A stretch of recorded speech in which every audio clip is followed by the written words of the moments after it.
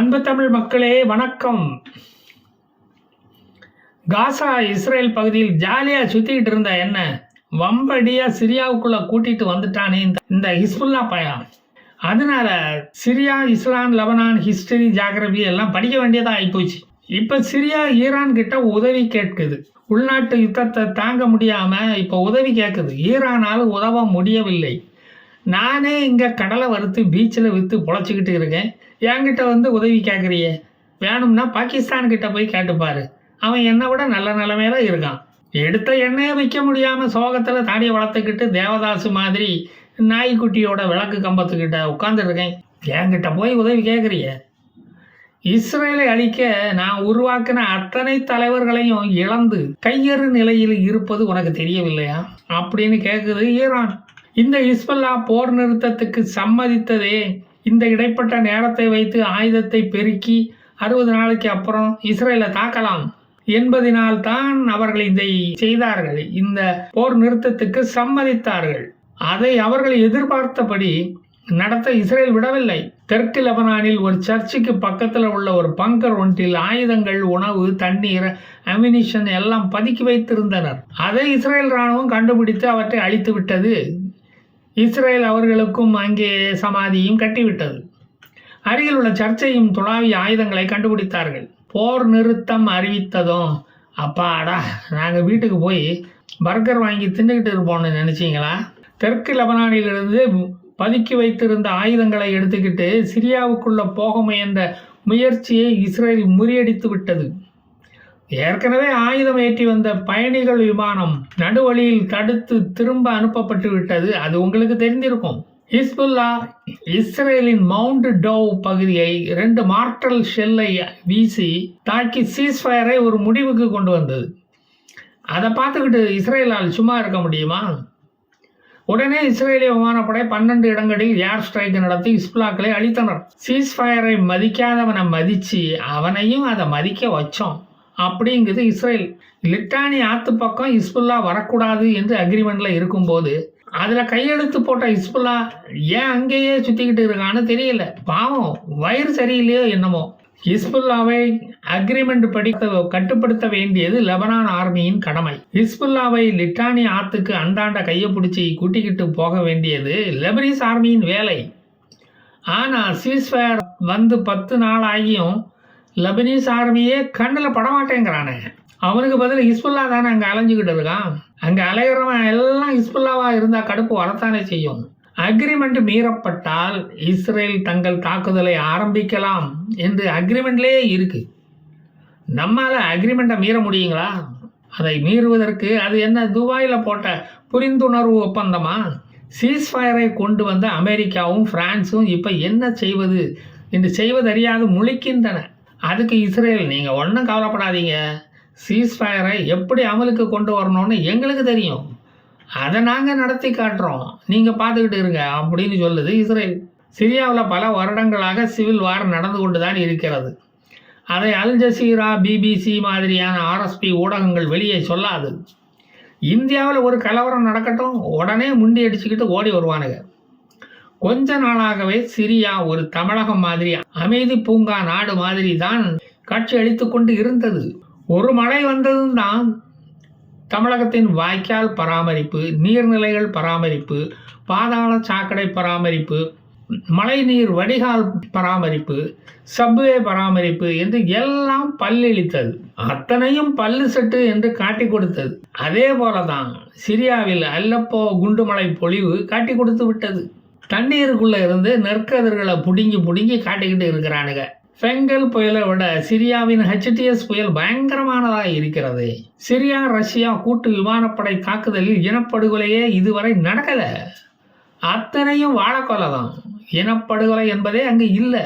அந்த வாழக்கொலையில் இருந்து தான் தாரை பிச்சு மக்களுக்கு கொடுத்துக்கிட்டு இருக்கோம். இஸ்லாமியன் கொன்னா அது இனப்படுகொலைன்னு சொன்னால் இந்த உலகம் கைகொட்டி நம்மளை பார்த்து சிரிக்காதா? அதனால தான் அப்படி சொல்லாமல் இருக்கிறோம்.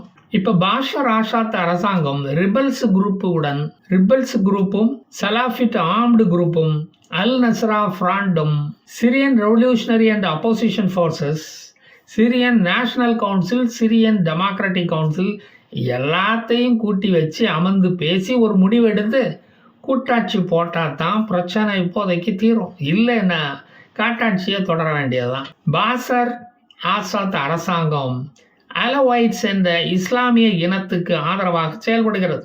ஊழல், நெப்போட்டிசம் தான் இந்த போராட்டத்திற்கு மெயின் காரணம். 2011 இருந்தே பேசி முடிக்காத இந்த பிரச்சனை மீண்டும் இப்போது தலை தூக்கி ஒரு துர்ப்பாக்கிய நிலையில் கொண்டு வந்து நிறுத்தியுள்ளது. HTS ரிபல்ஸ் ஃபோர்ஸ் ஒரு துருக்கி ஆதரவு படை, பாசர் ஆசாத்து படை ஒரு ரஷ்ய ஈரான் ஆதரவு படை. துருக்கியை தொட்டிலையும் ஆட்டிவிடும், பிள்ளையையும் கிள்ளிவிடும்.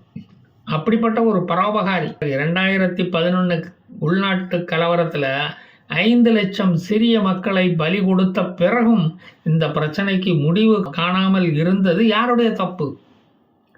HTS ஒரு சன்னி முஸ்லீம் தீவிரவாத குழு.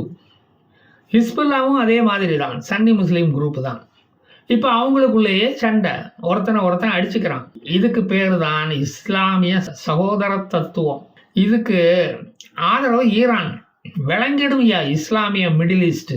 சிரியாவில் தான் பத்திரிகை சுதந்திரம் என்பதே கிடையாது. போதை மருந்து வியாபாரிகளின் சொர்க்கம் அது. இல்லீகல் ட்ரக் கார்ட்டல்களின் கோட்டை அது. அப்புறம் தீவிரவாதம் தலை தூக்காம சன்மார்க்கவாதமாக அங்கே தலையெடுக்கும். சிரியாவில் உள்ள அரசாங்க அலுவலகங்களில் நடைபெறும் ஊழல்களை பார்த்தால் தமிழ்நாட்டை ஒரு பத்திரமாத்து தங்கம் என்று நீங்கள் கூறுவீர்கள். அவ்வளவு ஊழல் அங்கே. இஸ்ரேலும் பாலஸ்தீனமும் ரெண்டும் ஒரே நாடு தான். ரெண்டும் வெவ்வேறு பெயர்கள், ரெண்டும் வெவ்வேறு பெயர்களில் அழைக்கப்படுகிறது. இஸ்லாமியன் அதை பாலஸ்தீனம் என்கிறான், யூதர்கள் அதை இஸ்ரேல் என்று கூறுகிறான். ரெண்டையும் சேர்த்து இஸ்தீனம் என்று அந்த நாட்டுக்கு பெயரை மாற்றினா என்னன்னு நான் கேட்குறேன். பிரச்சனை முடிவுக்கு வரும் இல்லையா? அதுக்கு இந்த அலப்போ நகரவாசிகள் சம்மதிப்பார்களா? அவங்க எண்ணம் எல்லாம் இஸ்ரேலியனுக்கு தனி திராவிட நாடு கிடைச்சிடக்கூடாது, திராவிட நாடு இருந்திடப்படாது. பாலஸ்தீன சங்கி அவன். மேர்னிதா ஸ்டைலி என்ற எகிப்தியன் தான் 13ஆம் நூற்றாண்டில் யூதர்களை இஸ்ரேலியன் என்று பெயரிட்டு அழைத்தான். அவர்கள் வாழ்ந்த பகுதி இஸ்ரேல் என்று ஆனது. அதுவரையில் அந்த பகுதியை கெனான் என்று தான் அழைத்தார்கள். அந்த மக்களை கெனானைட்ஸ் என்று தான் அழைத்தார்கள். எகிப்தியனுக்கு கொஞ்சம் வாய் கொழுப்பு. சும்மா கிடந்த சங்க ஊதி கெடுத்துட்டு போயிட்டான். அப்புறம் சில நூற்றாண்டுகள் கழித்து இஸ்ரேல் ஜுதா என்று அழைக்கப்பட்டது. பைபிளும் ஜுடா என்று தான் சொல்லுகிறது. பைபிளிலும் ஜுடா இஸ்ரேல் என்று தான் அது அழைக்கப்படுகிறது. 722 BC அந்த வருடத்தில் நியோ அசிரியன் இஸ்ரேலை வெற்றி கொண்டதாக குறிப்புகள் உள்ளது. அது இப்போ இருக்கும் ஈராக் நாட்டின் பகுதி. அதாவது இஸ்ரேல் அவ்வளவு அகண்ட இஸ்ரேலாக இருந்தது. இப்போ இருக்கும் ஈராக்கு இஸ்ரேலுக்கு சொந்தம் என்று நேத்தன்யாகுவிடம் ஒரு போரை தொடங்க சொல்லலாமா? நமக்கும் வீடியோ போட ஒரு கண்டென்ட் எல்லாம் கிடைக்கும்ல, அதான் சொன்னேன். ரொம்ப நாளாகவே இஸ்ரேல் பகுதியை ஜுதோ என்று தான் அழைத்திருக்கிறார்கள். அதன் தலைநகரம் ஜெருசலமாகவே இருந்துள்ளது. அப்போது ஜெருசலத்தில் உள்ள யூத கோயில் இடித்து உடைக்கப்பட்டது. அப்போதைய ஆட்சியாளர்களால் அந்த கைங்கரியம் செய்யப்பட்டது. யூதர்கள் பாபிலோனுக்கு நாடு கடத்தப்பட்டார்கள். மறுபடியும் ஒரு 50 வருடம் கழித்து கட்டப்பட்ட யூத கோவில் மறுபடியும் after the death of Jesus 70வது வருஷத்தில் ரோமானியர்களால் இடிக்கப்பட்டது. அதன் பிறகு 135 ADயில் ரோம் மன்னன் ஹேட்ரியன் யூதர்களை வெளியேற்றி ஜெருசலத்தை கைப்பற்றினான். ஏண்டா, யூதர்களை பார்த்தா உங்களுக்கு எப்படிடா இருக்கும்? மனுஷனாகவே தெரியாதா? அவனை போட்டு இந்த கொடுமைப்படுத்தி இருக்கியா? அந்த பகுதியை சிரியா பாலஸ்தீனா என்று அழைத்தான் அந்த ரோமானிய மன்னன். அவன்தான் இந்த மேற்கு கடற்கரையை, அதாவது இன்றைய காசா பகுதியை பிலிஸ்டைன் என்று அழைத்தான். அதுக்கு பெயர் வைத்தான். 1200 வருடங்களாக அங்கு இஸ்லாமியர்களின் ஜனத்தொகை பெருக ஆரம்பித்தது. அப்போதெல்லாம் தனக்கு ஒரு நாடு வேண்டும் என்று நினைக்காதவர்கள் தான் இந்த பாலஸ்தீனர்கள். யூதனுக்கு இஸ்ரேல் என்ற நாடு என்று அறிவித்ததும் அப்போதான் இவங்க பொங்கி எழுந்தார்கள். அது என்னோடது என்று சின்ன குழந்தைகள் பொம்மைக்கு அழுகல்லவா, அதுபோல கத்த ஆரம்பித்தார்கள். இன்று வரை அழுது கொண்டு இருக்கிறது அந்த குழந்தை. சரி, இஸ்ரேல், காசா, சிரியா பற்றிய எனது ஆராய்ச்சிகள் தொடரும். நான் மீண்டும் வந்து மீதி கதைகளை சொல்வேன். ஜெய் ஹிந்த்.